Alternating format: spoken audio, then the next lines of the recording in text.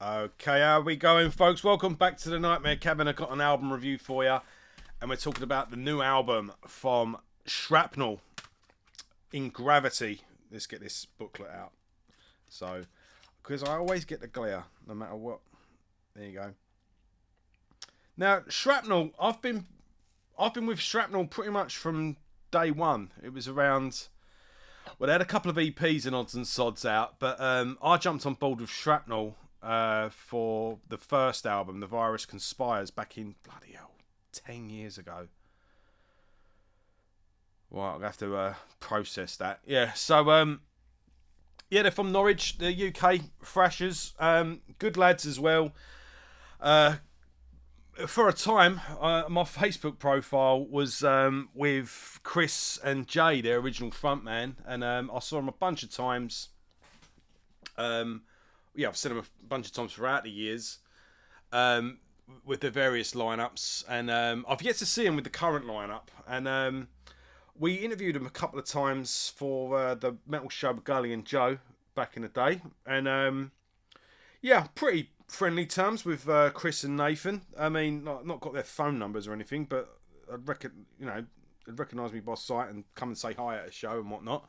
Obviously, with the lockdowns and everything, that all went skoo with, so I've not seen them in a while. They obviously didn't gig for a while. And I think the last time they played in London, I didn't go to the show for whatever reason. I think they were opening for someone, not quite sure.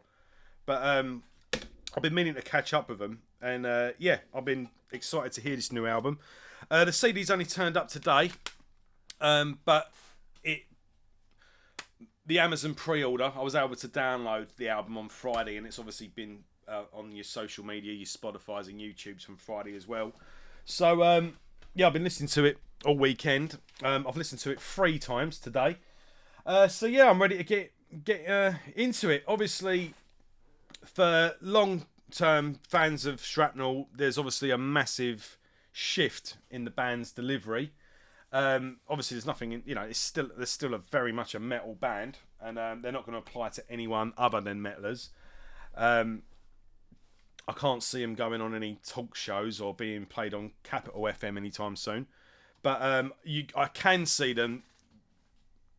The potential there is there now for them to get on main stages of festivals, and there's obviously going to become there's a more excessiveness and accessibleness even, and yeah, there's just going to be easier to process for a mainstream audience, and I think this is going to give them more potential to tour with bigger names, get on bigger stages in festivals, so on and so forth.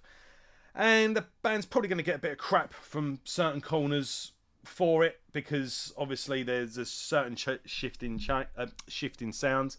I think this is mainly just down to the band have been going for 10 years now. Chris and Nathan are the 2 guitarists, a fantastic team of guitarists as well, in true heavy metal tradition. The drummer he is the original drummer, but he left and come back. So I think he's pretty much, there's Chris Williams on drums. I think he was on, let's have a quick look.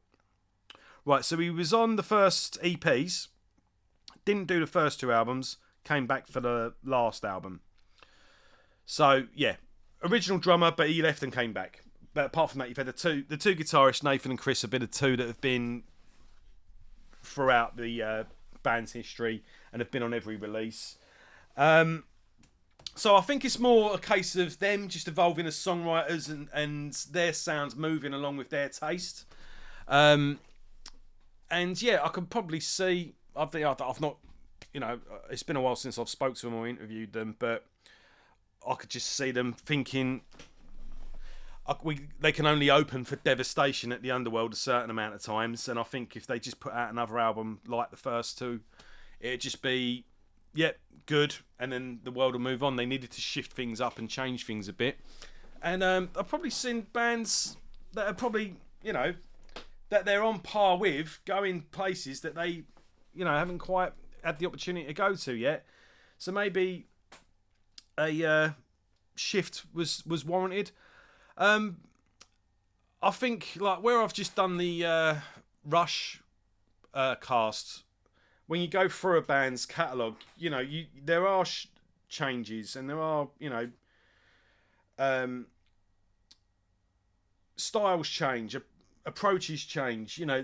With Rush, you got the prog years, and then you got the new wave years, and then like you've got any.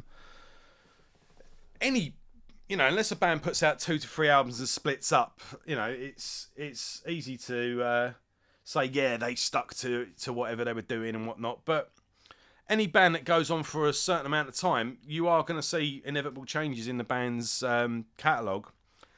And I think most notably the change in the band's sound is down to the new frontman. So they've got a new singer and bassist. Let's quickly look him up. Yeah, I've got it on the CD, bloody hell.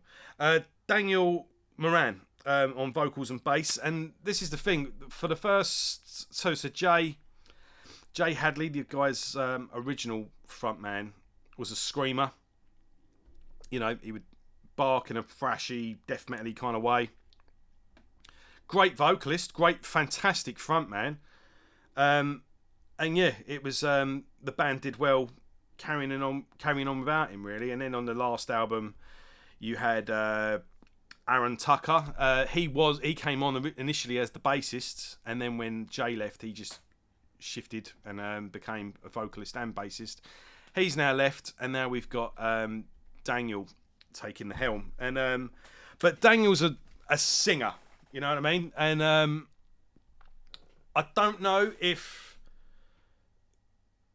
the change in songwriting style has happened, and then they've sorted out a singer to fit that style, or have they got this new singer who's a lot more versatile with his voice, and they've changed to suit him, because why wouldn't you utilise a singer that can do what he can do, that Daniel can do with his voice, So, excuse me, he's got a very great... He's a great singer, it must be said.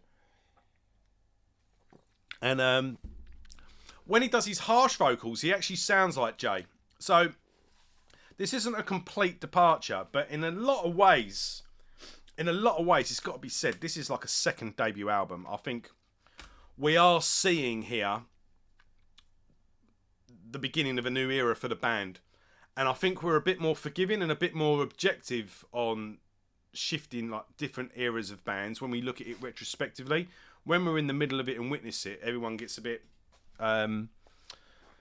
shaky about it. And I do think, though, Shrapnel aren't quite big enough yet for this to completely derail them and completely piss their fan base off, because their fan base is still growing.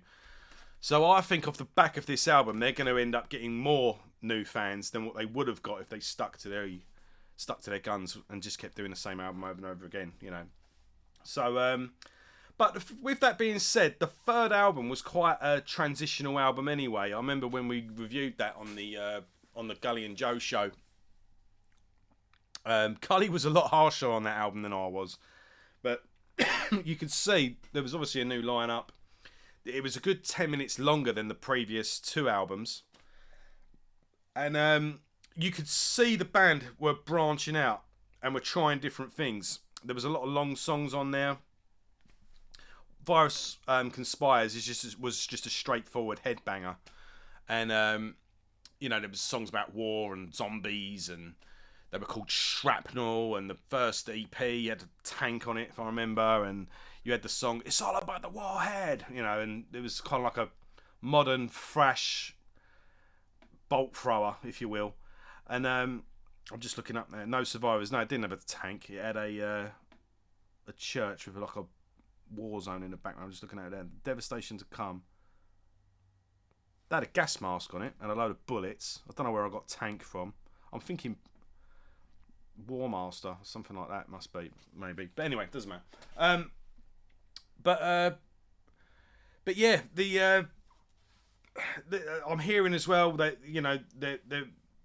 they sound more like Gojira now, or Silosis. I would say that I see the Silosis comparison, but I will say on this album they're less widdly than Silosis, and the pudding isn't as over-egged as Silosis as well. They definitely get a lot more. So if Silosis, and I love Silosis, don't get me wrong, they're a phenomenal band, but yeah, they do have a tendency to go a bit wiggly at times, and they do tend to over-egg the pudding. So if you are into Silosis and you want an album that just gets to the point, I can recommend that straight away. What else? I suppose I better get into the music, really. With that being said, yeah. So opening up with In Gravity, they've already done a video for that. It's a great song. It's big cinematic intro, and it goes into this nice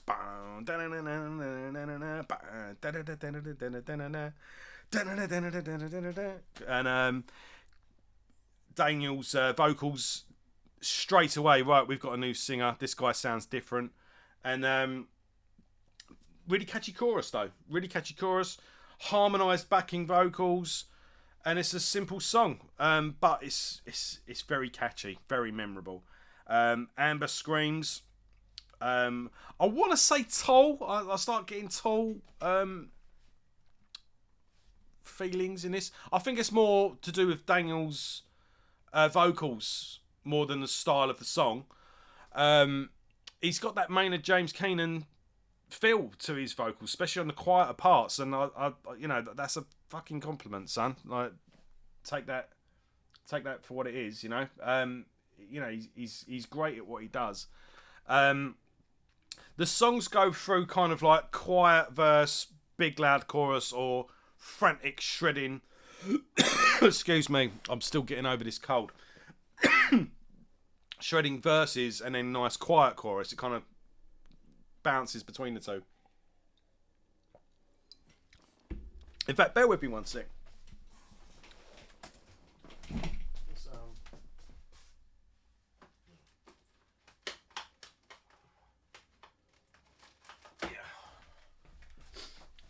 I don't need to show off the entire catalogue. Oh, hold up.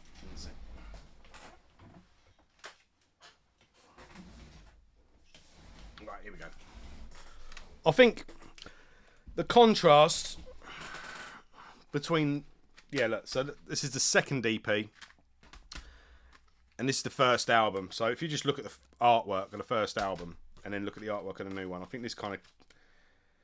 Because both of these artworks look how the album sounds, you know. You see the difference? And then, yeah, I think that's the best way to show what I'm trying to say. But what was we? Amber Screams.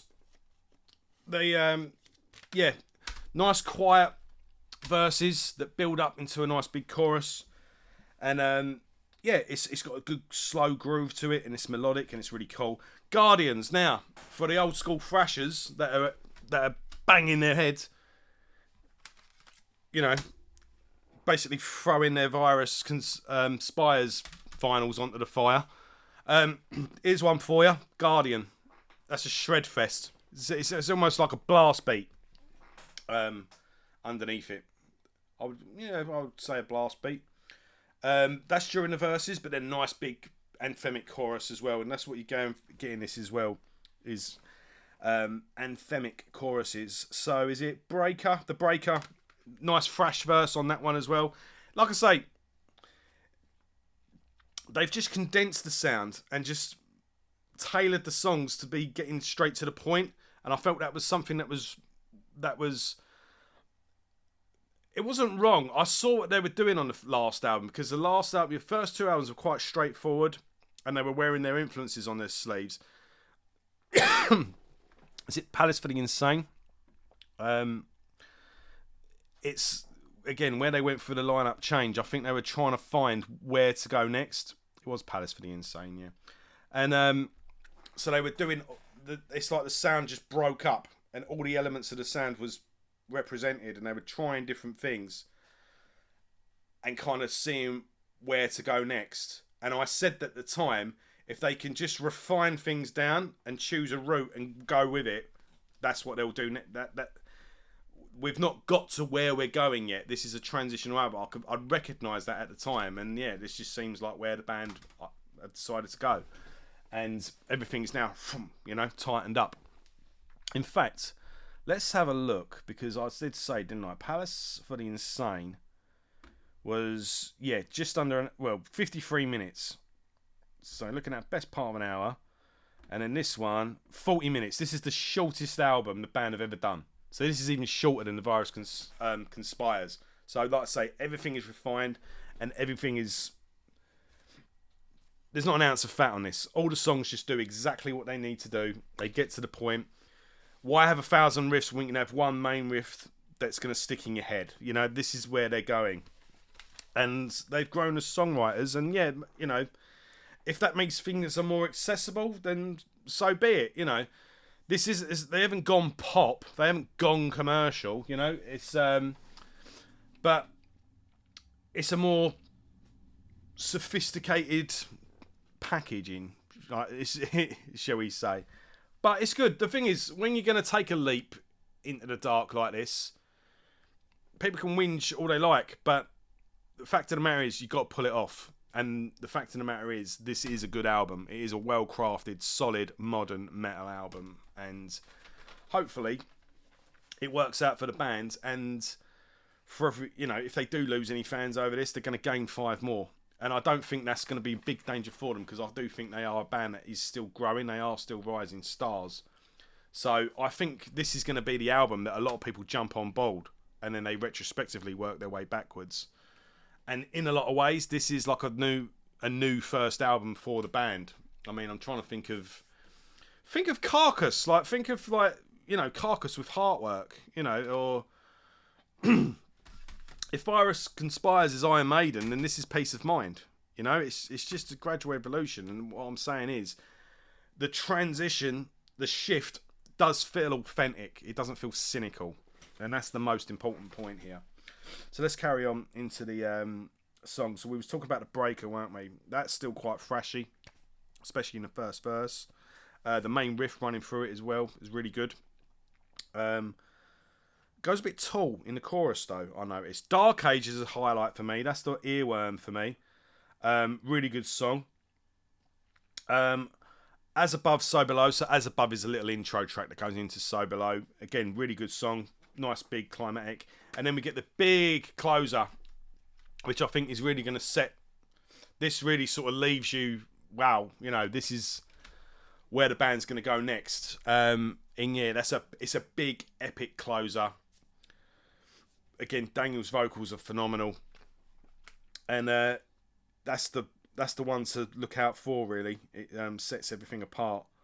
And yeah, the band have taken a big leap forward, and I think it's going to pay off for them. I really do, and I hope it does helps them reach a bigger audience. And it's just been good to see them go, see them evolve over the years. So it's definitely a big, bold move. And yeah, it's well worth your time. I would say, like I say, if you like Gojira, if you like Silosis, if you like modern metal, if you like a band that's heavy enough, shredding enough, technical enough, but nice melodies, nice big choruses, and nice big hooks, this is a perfect soundtrack for the gym. And it's going to be a good soundtrack to the summer going forward. And like I say, songs like Dark Age, that's festival material. That is meant to be played in a big fucking field with the crowd singing the chorus. It's anthemic. That's the word I'm looking for. And I don't know if how much of the old stuff they're going to play going forward. I suppose they'll, I still want to hear Titan and Pseudo Commando, but maybe they'll save that for the headlining shows. Who knows? Anyway, nice one, guys. If you happen to watch this, well done, and you've done yourselves proud. And yeah, let's have a catch up someday soon, yeah. And that's me for now. Check out Shrapnel. Check out the older stuff as well. And I'll see you all soon. Take care. Thanks a lot.